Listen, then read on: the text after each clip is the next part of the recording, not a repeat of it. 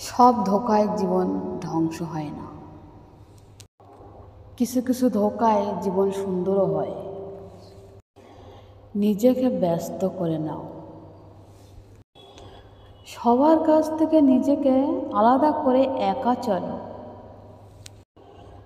মনে করো তুমি কাউকে চেনো না, দেখবে অর্ধেক অশান্তি কমে গেছে জীবনের থেকে। বয়সের সাথে সাথে সব কিছু বদলে যায়।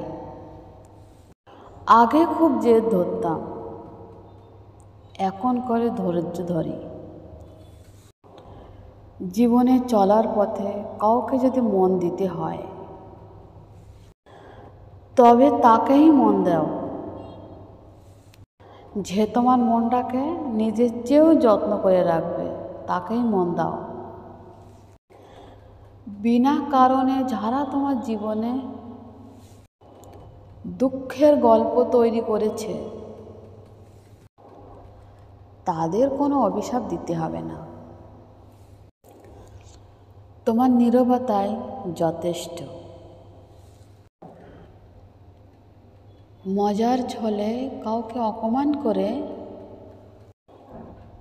যদি মনের ভেতরে কোনো শান্তি অনুভব করে,